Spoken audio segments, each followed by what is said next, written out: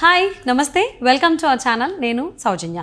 అన్ని రంగాల్లో రాణిస్తున్నటువంటి మహిళలు రియల్ ఎస్టేట్ రంగంలో కూడా రాణించగలరా? రాణించాలంటే వాళ్ళు ఎటువంటి జాగ్రత్తలు తీసుకోవాలి ఏంటి?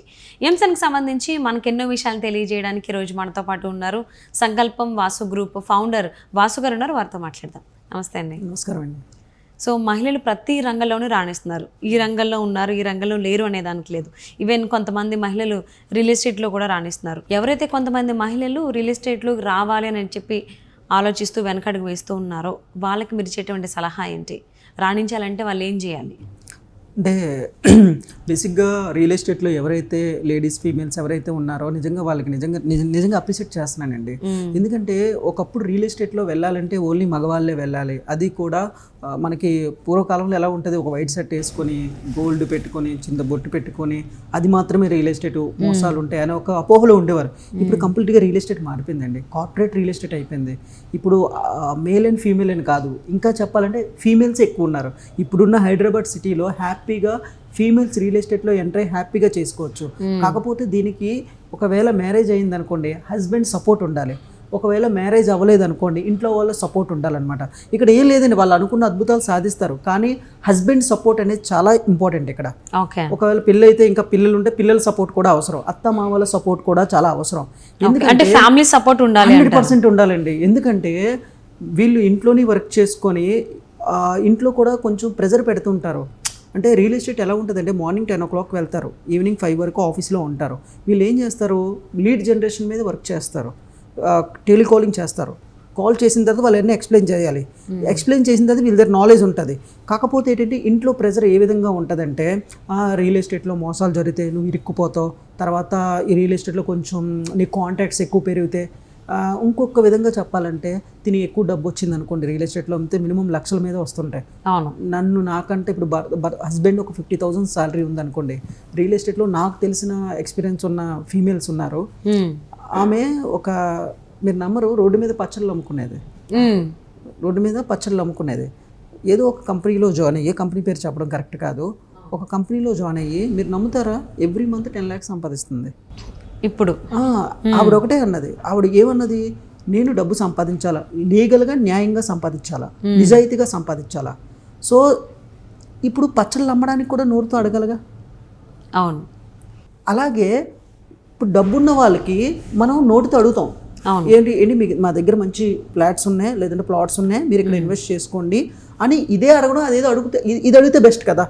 ఓకే. సో ఇందులో ఇది రియల్ ఎస్టేట్లో ఒక ఫార్ములా ఉందండి, 10:1 అనమాట. దీని పేరు ఏంటంటే 10:1 ఫార్ములా అంటారు. మనం ఒక 10 మెంబర్స్ని మనం రియల్ ఎస్టేట్లో ఎవరినైనా కొనడానికి అడిగాం అనుకోండి, ఇద్దరు ఏ విధంగా మీరు నోరు తెరిచి అడిగారు అనుకోండి, అందులో ఒక లీడ్ వచ్చే అవకాశం ఉంటుంది. మార్కెటింగ్ ఫార్ములా 10 మంది కస్టమర్ని మనం అడిగితే ఒక కస్టమర్ వచ్చే అవకాశం ఉంటుంది. ఇది రివర్స్ కూడా అవుతుంటుంది. ఒక కస్టమర్ కానీ మీకు వచ్చింది అనుకోండి, వాళ్ళే 10 మంది కస్టమర్లు తీసుకొస్తారు. సో రియల్ ఎస్టేట్లో ఏది ఉంటుందంటే మీకు పేరు రావడానికి అవకాశం ఉంటుంది, ఫస్ట్ ఆఫ్ ఆల్. సెకండ్, డబ్బులు ఎక్కువ రావడానికి అవకాశం ఉంటుంది. థర్డ్, మీరు ఫ్యామిలీతో టైం స్పెండ్ చేయొచ్చండి. ఇప్పుడు మీరు ఫీమేల్స్లో చాలామంది ఉంటారు, జ్యువెలరీ షాపుల్లో జాబులు చేసుకున్న వాళ్ళు, లేదంటే బ్యూటీషియన్గా చేసుకున్న వాళ్ళు, ఇంకెక్కడో చేసుకున్న వాళ్ళు. రియల్ ఎస్టేట్లో అలా కాదండి, రోజుకి 2-3 hours కష్టపడితే చాలు.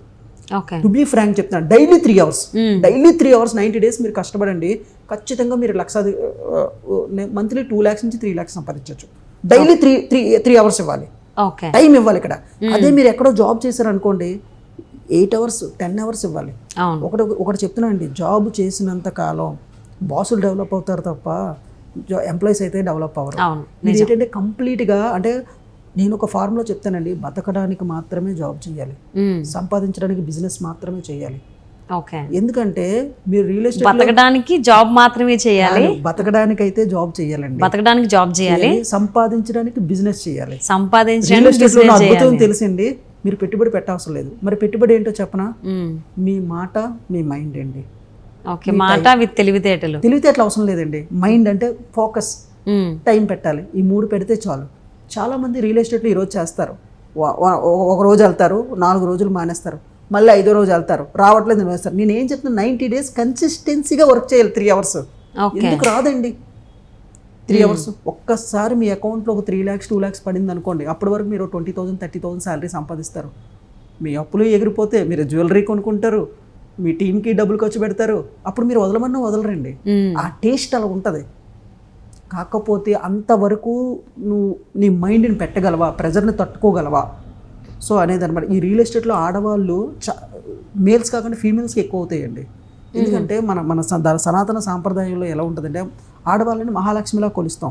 అవును, ఓకేనండి. ఇప్పుడు ఫర్ ఎగ్జాంపుల్ ఆడపిల్ల పుట్టగానే మహాలక్ష్మి పుట్టింది అంటారు. ఎందుకు మహాలక్ష్మి పుట్టిందంటే అప్పటి నుంచి ఆ హస్బెండ్ డబ్బు దాయడం మొదలు పెడతాడు, కాస్త స్టేబుల్గా డబ్బు, అప్పుడు ధనవంతుడు అవుతాడు, కొంచెం ధనవంతుడు. అందుకే ఆడవాళ్ళని మహాలక్ష్మిలా చూస్తారు ఎక్కడైనా. సో ఆడవాళ్ళు కానీ ఈ ఫీల్డ్లో ఉంటే మరింత ఇంకొక ఆడవాళ్ళకి ఇంకొక ఫీమేల్స్కి అంటే ఇన్స్పిరేషన్గా ఉంటుంది అనమాట. సో రియల్ ఎస్టేట్ వల్ల 3 లాభాలు ఉన్నాయండి. ఒకటి, మీరు ఇన్కమ్ సంపాదించుకోవచ్చు. 2, ప్రభుత్వానికి ట్యాక్స్ వెళ్తుంది. 3 ఏంటంటే మీ దగ్గర ఎవరైతే ల్యాండ్ కొంటారో వాళ్ళకి కూడా లాభమే కదా. రేపు పొద్దున 10 రెట్లు 20 రెట్లు పెరిగితే అంటే ముగ్గురికి ప్రాఫిట్ పని మీరు చేస్తున్నారు. మరి మీరు డబ్బు సంపాదించారు అనుకోండి, మీరు ఊరికనే ఉంటారా? షాపింగ్ చేస్తారు, మీ ఇంట్లో మీ కింద పని వాళ్ళని పెట్టుకుంటారు, అలాగే మీ ద్వారా ఇండైరెక్ట్గా చాలా మంది హెల్ప్ అవుతారు. ఈ డబ్బు అంతా దేశానికి వెళ్ళినట్టే కదా. ఇప్పుడు 20,000 సంపాదించారు అనుకోండి, 20,000 తగ్గట్టు ఖర్చులు ఉంటాయి. 3 లక్షలు సంపాదిస్తే ఎవ్రీ మంత్ మీ కింద పని వాళ్ళని పెట్టుకుంటారుగా, వీళ్ళందరికీ మీరు ఉపయోగపడినట్టే కదా. సో రియల్ ఎస్టేట్లో ఆ కెపాసిటీ ఉంది అంటున్నాను. డబ్బు సంపాదించుకునే కెపాసిటీ ఉంది, పేరు సంపాదించుకునే కెపాసిటీ ఉంది, మీరు ఉన్న స్థానానికి వెళ్ళే కెపాసిటీ ఉంది. ఇప్పుడు కెపాసిటీ లేని దాంట్లో మీరు ఎంత, అదేదో అంటారు ఎగిరితేనే ఎగిరెగిరి దంచుకుంటున్నా అంతే శాలరీ వస్తుంది అన్నప్పుడు అదేదో కొంచెం కష్టపడితే ఇది ఎక్కువ వస్తుంది కదా. సో రియల్ ఎస్టేట్లో రావాలి అంటే, ఒక ఫీమేల్ చేయాలంటే నాకు మాత్రమే డబ్బు కాదు, నా ద్వారా ఎంతోమందికి పబ్లిక్ హెల్ప్ చేస్తున్నట్టు. అంటే కరెక్ట్ ల్యాండ్స్ నేను కొనిపిస్తున్నాను, వాళ్ళకి రేపు పొద్దున పెరిగితే మీ పేరు చెప్పుకుంటారండి. రియల్ ఎస్టేట్లో ఫీమేల్స్కి సన్మానాలు చేస్తారు, మీకు తెలుసా? ఎలా చేస్తారో తెలుసా అండి? మీ దగ్గర ఇప్పుడు ఫర్ ఎగ్జాంపుల్ ఒక అమ్మాయి ఉంది, ఒక అమ్మాయి ఒక 5 ల్యాండ్స్ అమ్మించింది. వాళ్ళకి ఎప్పుడో వాళ్ళ పిల్లలకి పెళ్లి చేసేటప్పుడు ల్యాండ్ అమ్మారు. అరే పలానా మహాలక్ష్మి వల్ల నేను ల్యాండ్ కొన్నాను, ఇప్పుడు రేటు పెరిగింది, అమ్మాయి కానీ ఆ రోజు నాకు సజెస్ట్ చేయకపోతే ఆ డబ్బులు నేను ఎవరికో అప్పులు ఇచ్చేవాడిని, లేదా బంగారం మీద పెట్టేవాడిని, ఇంక దేని మీద పెట్టినా అంత రిటర్న్స్ రావు కదా. మీ దగ్గర డబ్బులు ఉంటే ఏం చేస్తారు? బ్యాంకులో దాచుకుంటారు. పెరుగుతుందా? ఇన్ఫ్లేషన్ వచ్చేస్తుంది. గోల్డ్ అంత పెరగదు కదా. ఒక్క ల్యాండ్ మీద మాత్రం ఎక్కువ అమౌంట్ వస్తుంది. సో అటువంటి కెపాసిటీ ఉన్న ఫీల్డ్ అనమాట రియల్ ఎస్టేట్. సో ప్రతి ఫీమేల్కి ఖచ్చితంగా రండి, మీ హస్బెండ్ని కాస్త మౌల్డ్ చేసుకొని, మన కోసమే కదా డబ్బు సంపాదించేది, మనం ఇంకాస్త నెక్స్ట్ లెవెల్కి వెళ్దాం, ప్రభుత్వానికి ఉపయోగపడచ్చు, ఇంత కస్టమర్లకు ఉపయోగపడచ్చు, ఇది మంచి ఫీల్డు, కెపాసిటీ ఉన్న ఫీల్డ్ అని మీ హస్బెండ్ని మోటివేట్ చేసుకొని మీరు ఖచ్చితంగా ఒక 1-2 ఇయర్స్ ఇందులో ఉండండి. అప్పుడు మీరు ఒక అద్భుతంగా మీరు సాధిస్తారు. ఖచ్చితంగా చెప్తాను, రియల్ ఎస్టేట్లో ఎవరైతే 5 సంవత్సరాలు ఉంటారో నో డౌట్ మీ ఫ్యామిలీ మొత్తం మీకన్నా ఎవరు డబ్బు సంపాదించడు, అంత డబ్బు సంపాదించు. సో ఎవరైతే ఫీమేల్స్ ఈ రియల్ ఎస్టేట్లోకి రావాలి అనుకుంటున్నారో ఫస్ట్ ఇంట్లోనే మోటివేట్ చేయాలి, ఇంట్లో ఒప్పించాలండి. ఎందుకంటే మీకు వాళ్ళకి సపోర్ట్ చేయమని. డబ్బు ఎంత ఇంపార్టెంటో హస్బెండ్, ఫ్యామిలీ, అత్త మామ వాళ్ళు కూడా ఇంపార్టెంట్. నువ్వు వాళ్ళని మౌల్డ్ చేసుకో. ఏముందండి, మీకు 3 లక్షలు వచ్చింది అనుకోండి, ఒక 50,000 హస్బెండ్కి, పిల్లలకి అందరికి ఖర్చు పెట్టండి. రేపు పొద్దున ఇంకా బాగా బిజినెస్ అని మోటివేట్ చేస్తారు. ఇది ఎథికల్గా లీగల్గా సంపాదించే ఫీల్డ్ అండి రియల్గా. ఎందుకంటే ఎంతోమంది డబ్బు సంపాదిస్తారు, నా కళ్ళతో నేను చూశాను. నెలకు 10,000 సంపాదించలేని కూడా నెలకు 10 లక్షలు సంపాదిస్తున్నారు. నేను ఆశ్చర్యపోయాను అనమాట. చూడడానికి నార్మల్గా ఉంటారు, ఒక సాఫ్ట్వేర్ ఇంజనీర్లు కూడా అంతకన్నా ఎక్కువ సంపాదిస్తారు. IAS, IPS లేని శాలరీలు కూడా ఇందులో ఉంటాయండి. అంత అద్భుతమైన ఫీల్డ్ నేను నా కళ్ళతో ఎంతోమందిని చూశాను. సో ప్రతి ఒక్క ఫీమేల్కి రియల్ ఎస్టేట్లోకి వచ్చి హ్యాపీగా చేసుకుని డబ్బులు సంపాదించుకొని దేశానికి, మీ ఫ్యామిలీకి, ఇండైరెక్ట్గా అందరికీ ఉపయోగపడాలని నా యొక్క మనవి. ఓకే, సో మహిళలు కూడా రియల్ ఎస్టేట్ రంగంలో రాణించగలరు, అది ఎలాగా ఏంటి అని చెప్పినందుకు థ్యాంక్ యూ సో మచ్ అండి. ధన్యవాదాలు.